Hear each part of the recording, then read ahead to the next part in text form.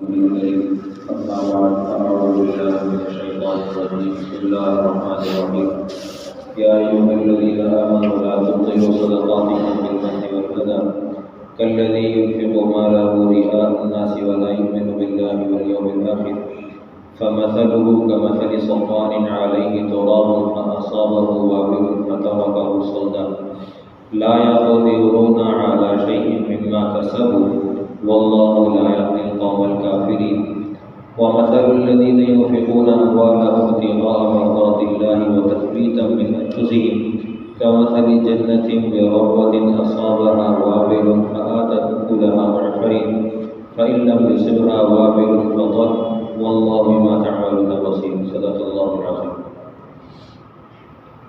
سورہ بقرہ کی آیت نمبر 264 سورہ آل عمران کی آیت نمبر سورہ بقرہ کی آیت نمبر 264 اور 265۔ اللہ سبحانہ و تعالیٰ ہم سے مخاطب ہے، اے ایمان والو لا تبطلوا صدقاتکم بالمن والأذى، تکلیف پہنچا کر اپنی نیکیوں کو ضائع نہ کرو، احسان جتلا کر اپنی نیکیوں کو ضائع نہ کرو، اپنے خیر کے کاموں کو ضائع نہ کرو۔ اس کی ایک مثال حق تعالیٰ نے خود ارشاد فرمائی، کالذی ينفق مالہ رئاء الناس، ایسے شخص کی طرح جو اپنا مال خرچ کرتا ہے لوگوں کو دکھانے کے لیے، ولا یؤمن باللہ والیوم الآخر، اور وہ ایمان نہیں رکھتا اللہ اور آخرت کے دن پر۔ اس کی مثال ایسی ہے کمثل صفوان، اس کی مثال ایسی ہے جیسے کہ ایک چکنی چٹان ہو اور اس کے اوپر کچھ سبزی، کچھ خضروات، پھل وغیرہ لگ گئے ہوں، علیہ تراب، مٹی ہو، فاصابہ وابل، اور اس کو بارش پہنچے، فترکہ صلدا، تو سب بہا کر لے جائے اور اس کو بالکل ایسا ہی چکنی چٹان کی طرح چھوڑ دے۔ لا یقدرون علی شیء مما کسبوا، وہ قدرت نہیں رکھتے اس چیز کے اوپر جو انہوں نے کمایا کسی بھی طرح کی۔ واللہ لا یہدی القوم الکافرین، اللہ ہدایت نہیں دیتے کافر قوم کو۔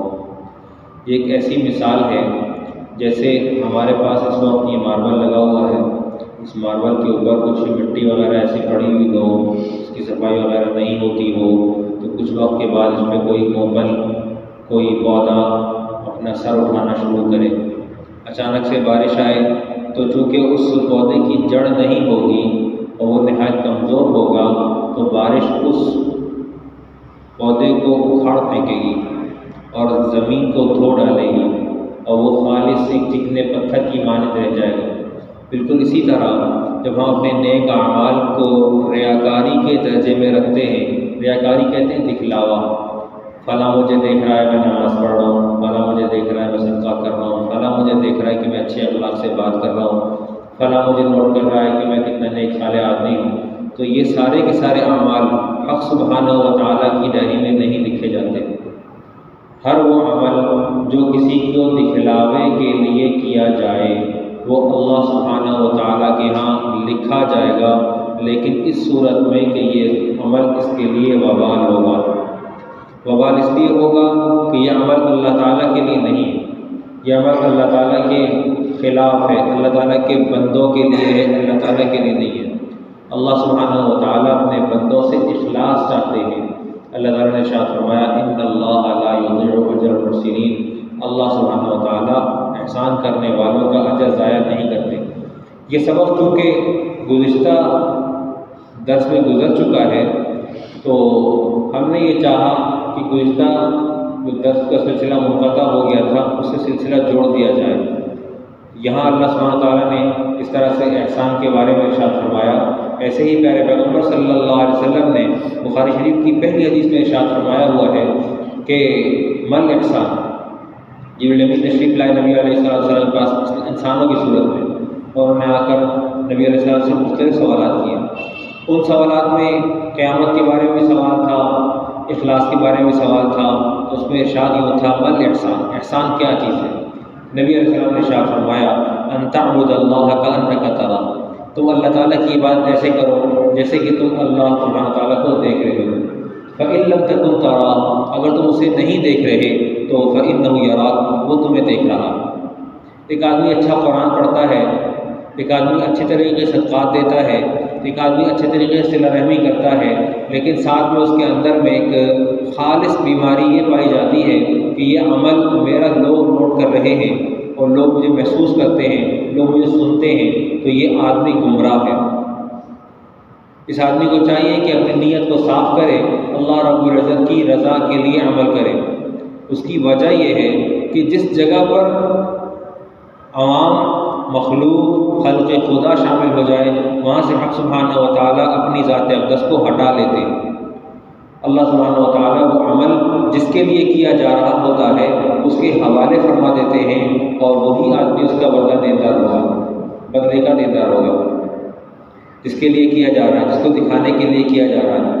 لازم ہے کہ اللہ سبحانہ و تعالیٰ کے سامنے جب بندہ کھڑا ہو تو صرف اللہ ہی کے سامنے کھڑا ہو۔ اگر آدمی نے کسی جگہ پہ کوئی کھیتی اگائی ہے اور وہ کھیتی اگانے کی جگہ زرخیز زمین کی جگہ بجائے کوئی چٹیل میدان ہے، ایسا جو سنگلاخ وادی کے اندر ہے، اور اس نے ہلکی پھلکی مٹی کے اوپر اس نے آ کر اپنی کھیتی سجا لی ہے، تو وقت کے ساتھ جب بارش آئے گی تو تیز ہوائیں آئیں گی تو اس کو اڑا کے لے جائیں گی۔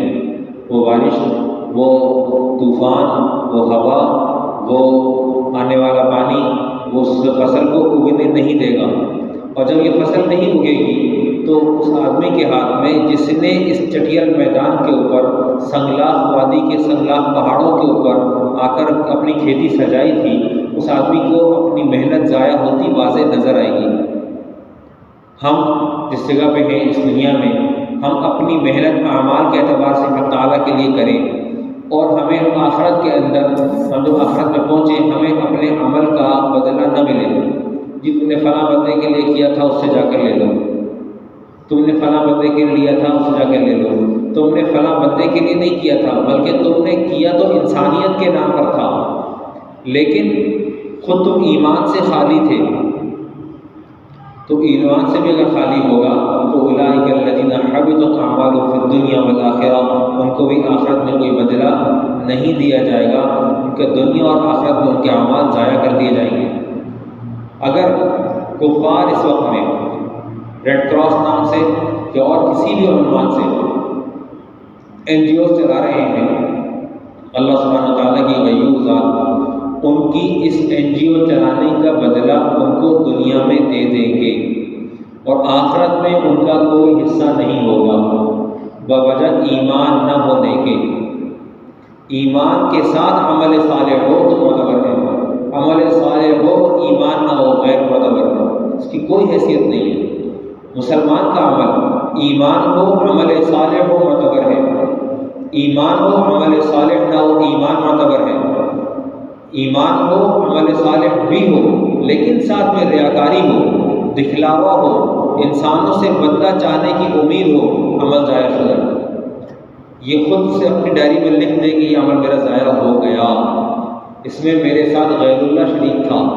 یہاں عمل جب اللہ کے لیے ہوگا تو معتبر ہوگا، جب عمل میں شریک غیر اللہ بھی ہوگا تو عمل غیر معتبر ہوگا، عمل کی قیمت 100% ختم ہو جائے گی۔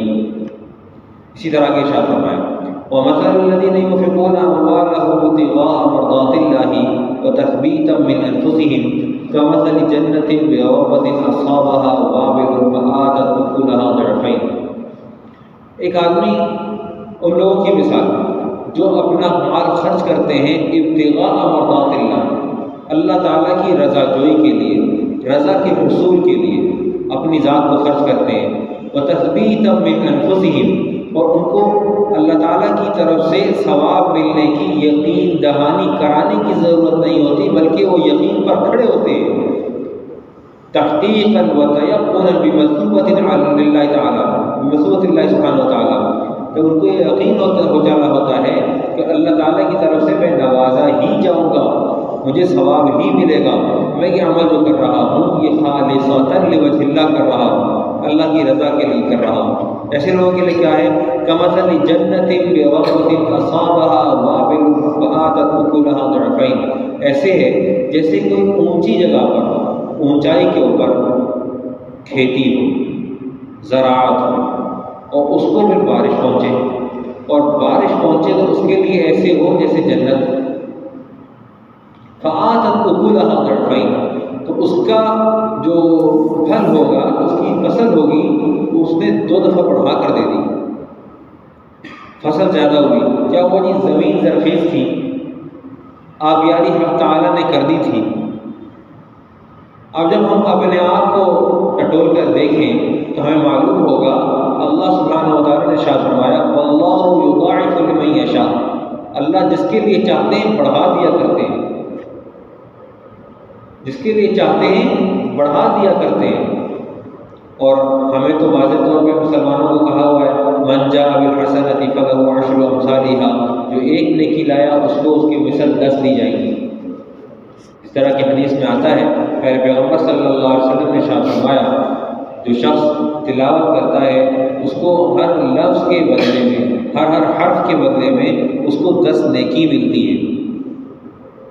الف الگ حرف ہے، لام الگ حرف ہے، میم الگ حرف ہے، اور ہر حرف کو پڑھنے پر معلوم ہوا الف لام میم پڑھنے پر ایک شخص کو 30 نیکیاں ملتی ہیں۔ صرف پڑھتا جائے، گنتی کا کام ملائکہ کا ہے، ہمارا نہیں ہے۔ اور پھر ان گنتی کے کاموں کو کرنے کے بعد، نیک اعمال کے کرنے کے بعد، ان اعمال کا سنبھالنا ایک الگ ذمہ داری ہے۔ سنبھالنے کا مطلب کیا ہے؟ ایک بچہ ہے، اس کے پاس ایک تجوری ہے، ایک گلک ہے، اور اس گلک کی چابی بھی اسی کے پاس ہے۔ وہ اس میں جب چاہتا ہے جمع کرتا ہے، اور جب چاہتا ہے اس میں سے نکال لیتا ہے، تو جمع ہو پائے گا؟ اس میں ایک سوراخ ہے، اس کی دستری اس کے اندر ہے، وہ مستقل وہاں پہنچتا رہے گا۔ جہاں اس کی خواہش کی تکمیل نہیں ہوگی، والدین کی طرف سے، اپنے بڑوں کی طرف سے رکاوٹ بنیں گے کہ جی آج چاکلیٹ نہیں کھانی، ٹھیک ہے یہ نہیں کھانی، کوئی مسئلہ نہیں ہے، میں اسکول جاؤں گا لے لوں گا۔ کیا ہوا؟ جو اپنی تجوری تھی وہاں سے نکالا اور جا کے کھا لی۔ گھر والوں کو بتانے کی ضرورت نہیں ہے، اس لیے کہ اس پیسے کا حساب بھی گھر والے مجھ سے نہیں لیتے۔ اسی طرح سے جس طرح یہ بچہ اپنے لیے مال کو جمع نہیں کر سکتا، اسی طرح سے اعمال بھی غیبت کرنے کی وجہ سے جمع نہیں ہو سکتے۔ اسی طرح سے اعمال بھی مسجد میں دنیا کی بات کرنے کی وجہ سے جمع نہیں ہو سکتے۔ اعمال کو ضائع ہونے سے بچانے کے لیے ضروری ہے کہ جو نیچے والی چابی ہمارے پاس ہے اس کو سنبھال کے رکھا جائے۔ برف کو دھوپ میں رکھیں گے پگھل جائے گی، ضائع ہو جائے گی، کسی کے کام نہیں آئے گی۔ اور برف کے تحفظ کے لیے اس کو اس کے محل تک پہنچانا ہوگا۔ جب تک اس کو اس جگہ پر نہیں رکھا جائے گا جہاں پر برف کی تحفظ کیا جائے، برف کے تحفظ کا انتظام کیا جائے، اس کو پگھلنے سے روکا جائے، اس وقت تک یہ برف کارآمد نہیں ہے۔ ہمیں سمجھنا ہوگا کہ ہم اپنی نیتوں کے ساتھ کہاں کھڑے ہیں، ہم اپنے اعمال کے ساتھ کہاں کھڑے ہیں۔ اگر ہم اعمال کر رہے ہیں اور اعمال کے ساتھ ساتھ اس کے ضائع کرنے کے راستے بھی کھلے ہوئے ہیں، تو یاد رکھیے کہ بدنظری سے بھی اعمال ضائع ہوتے ہیں، بدنظری سے بھی اعمال ضائع ہوتے ہیں۔ بدنظری کا مطلب کیا ہے؟ ہر اٹھتی نگاہ نامحرم کی طرف، ہر ایسی نگاہ جو کسی بھی نامحرم عورت کی طرف اٹھے۔ نامحرم عورت سے مراد ہر وہ بچی جو بلوغت تک پہنچ گئی، 9 سال سے اوپر، کراچی کا موسم۔ اس بات کو سمجھنا ہوگا کہ ہمیں اپنی نگاہ کے تحفظ کی ضرورت ہے۔ نبی کریم صلی اللہ علیہ وسلم پر آیات آئیں قُل لِّلْمُؤْمِنِينَ يَغُضُّوا مِنْ أَبْصَارِهِمْ وَيَحْفَظُوا فُرُوجَهُمْ، اے ایمان والو، آپ اللہ تعالیٰ نے ارشاد فرمایا اے پیارے نبی صلی اللہ علیہ وسلم کہہ دیجئے للمؤمنین، ایمان والوں سے کہہ دیجئے یغضوا من ابصارہم، اپنی آنکھیں جھکا لیں، ویحفظوا فروجہم، اور اپنی شرمگاہوں کی حفاظت کریں۔ مردوں کو یہاں تک کہا، عورتوں کو اس سے ذرا زیادہ کہا قل للمؤمنات یغضضن من ابصارہن ویحفظن فروجہن ولا یبدین زینتہن، وہ اپنی خوبصورتی کو بھی ظاہر نہ کریں۔ پہلے 2 احکامات اپنی جگہ پر ہیں، نگاہ جھکانی انہوں نے بھی ہے، نگاہ کے ساتھ اپنی شرمگاہوں کی حفاظت بھی کرنی ہے، لیکن ساتھ میں یہ کہا کہ اپنی زینت کو ظاہر بھی نہ کریں۔ ہمارے وقتوں میں اس دور میں یہ کہا جاتا ہے تو یہ جوڑ کا جوڑا نہیں بنے گا، اس لیے کہ ایک طرف مذہبیت ذرا زیادہ ہے اور ہماری بچی میں دینداری نہیں ہے۔ پیارے پیغمبر صلی اللہ علیہ وسلم نے ارشاد فرمایا فاظفر بذات الدین، دیندار کو ترجیح دو۔ اور آج ہم جس جگہ کھڑے ہیں وہاں ہم دینداری نہیں دیکھتے، ہم دنیا داری دیکھتے ہیں، زیب و زینت دیکھتے ہیں، تعلیم دیکھتے ہیں۔ والدین کی اپنی طبیعت میں خرابی ہے کہ والدین یہ سوچ کر بیٹھے ہوئے ہوتے ہیں کہ بچی کو تعلیم سے آراستہ کر دو، آگے چل کے کام آئے گی۔ کس کام آئے گی؟ جب والدین کی کا عزم خود خراب ہے اور بچی کو انہوں نے خود نے آگے بڑھا دیا ہے اور تعلیم کے زیور سے اس کو آراستہ کرنے کے نام پر اس کو لبرلزم کا شکار کر دیا ہے، اس کی سوچ کو اس کے شوہر کی سوچ سے آگے بڑھا دیا ہے، اور اس کے بعد پھر شکوہ کرتے ہیں کہ جی ہماری بچی کا گھر نہیں بسا۔ تو آپ نے تو بچی کو گھرداری سکھائی نہیں تھی، بچوں کی تربیت آپ نے سکھائی نہیں تھی، اس لیے کہ بچوں کی تربیت کرنا آپ کو خود کو نہیں آتی تھی، آپ نے خود نے بچوں کی تربیت نہیں کی۔ اس وقت میں، اس دور میں سمجھتا ہوں جس طرح مرغی اپنے انڈوں کو سینکتی ہے، بہت احتیاط سے سینکتی ہے کہ کہیں اپنا ہی پنجہ لگ کے، اپنی ہی چونچ لگ کر کوئی انڈا ٹوٹ نہ جائے، اس طرح اپنے بچوں کے تحفظ کی ضرورت ہے۔ ان کے ایمان کو بچانے کے لیے خود ذاتی کردار ادا کرنے کی ضرورت ہے۔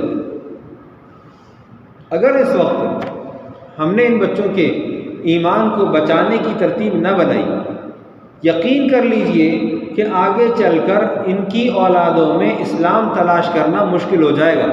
نبی کریم صلی اللہ علیہ وسلم نے ارشاد فرمایا الدین بدأ غریبا وسیعود غریبا، دین اجنبیت سے شروع ہوا، اجنبی ہو جائے گا۔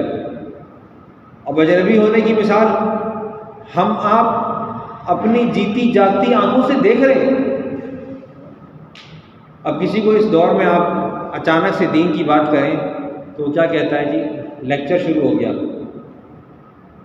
مجھے کسی نے کچھ دن پہلے کہا، اس کو میں نے کہا کہ دیکھیے اگر یہ آپ کے لیے لیکچر ہے تو یہ آپ کی اسلام کے خلاف توہین ہے، آپ کی شریعت کے حکم کی توہین ہے کہ آپ اس دین کو سننا نہیں چاہتے، اور آپ کا اسلام کی توہین کرنا یہ آپ کے کفر کی دلیل ہے۔ اسلام کے کسی ادنا سے ادنا حکم کی توہین، تنقیص یا اس پر تنقید کی اجازت قطعاً نہیں ہے، قطعاً نہیں ہے، حرام ہے، بول ہی نہیں سکتے۔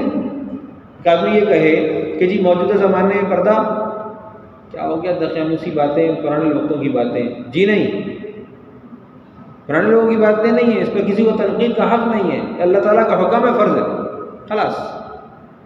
مرد کے لیے اگر اپنی آنکھوں کا پردہ فرض ہے تو عورت کے لیے اپنی آنکھوں کا پردہ فرض ہے۔ نہیں ہماری بچی اس طرح نہیں چل سکتی، کیوں نہیں چلتی؟ پردہ کرائیں گے۔ آپ کو پردہ کرانا اس آدمی کی غیرت کے آپ کو عیب نظر آتی ہے؟ آپ کہاں کھڑے ہوئے؟ اعمال کو تول تول کر بنانا پڑے گا۔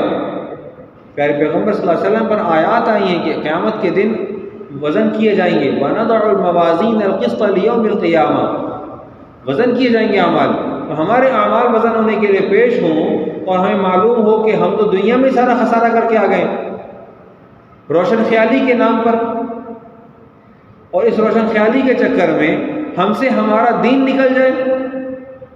کیا چاہتے ہیں؟ ابوبکر رضی اللہ تعالیٰ عنہ نے پیارے پیغمبر صلی اللہ علیہ وسلم کے پردہ فرمانے کے فوراً بعد قتال کا اعلان کیا ان مسلمانوں کے خلاف جنہوں نے زکوٰۃ کے دینے کا انکار کیا تھا۔ زکوٰۃ دینے کے انکار کرنے والوں کے خلاف آپ اس حد تک کھڑے ہوئے، آپ نے کہا خدا کی قسم جو شخص اونٹ کے ساتھ رسی زکوٰۃ میں دیتا تھا وہ رسی نہیں دے گا تو اس رسی کے حصول کے لیے بھی جہاد کروں گا۔ دین کا نفاذ تھا نا، دین کا نفاذ تھا، عمل، ٹھوس عمل۔ اور ہم اپنے لیے گنجائش تلاش کرنے کے لیے مختلف جگہوں سے فتوے لے لیتے ہیں، اور جہاں اپنی مرضی کا فتویٰ سمجھ میں آتا ہے تو اس کے اوپر عمل درآمد کر لیتے ہیں۔ یہ دکانداری بند کر دی جائے، ایک ہو جائے۔ ایک وہ ایک شاعر کہتا ہے دو رنگی چھوڑ دے، یک رنگ ہو جا، یا موم ہو جا یا سنگ ہو جا۔ ہم دو رنگی پہ کھڑے ہیں، ہمیں جہاں سمجھ میں آتا ہے موم کی ناک کی طرح اپنے دین کو پھیر لیتے ہیں۔ یہ موم کی ناک نہیں ہے، یہ اللہ کے نبی محمد صلی اللہ علیہ وسلم کا لایا ہوا دین ہے، اور اس پر ہم نے قربان ہونا تھا، اس دین کو اپنے اوپر قربان نہیں کرنا تھا، اس دین کو زندہ کرنے کے لیے اس پر ہمیں قربان ہونا تھا، اور اعلاء کلمت اللہ کے لیے اپنی جانوں کا نذرانہ پیش کرنا تھا، اپنے ارادوں کو اپنے دین پر قربان کرنا تھا، اپنی نفس کی خواہش کو اللہ کے دین پر قربان کرنا تھا۔ ہم سے یہ قربان نہ ہوا، ہم نے قربانی اسی دین کی لے دی۔ اللہ سبحانہ و تعالیٰ سمجھ عطا فرمائے۔ وآخر دعوانا الحمدللہ رب العالمین، الحمدللہ رب العالمین، وصلوات اللہ علی سید الانبیاء والمرسلین۔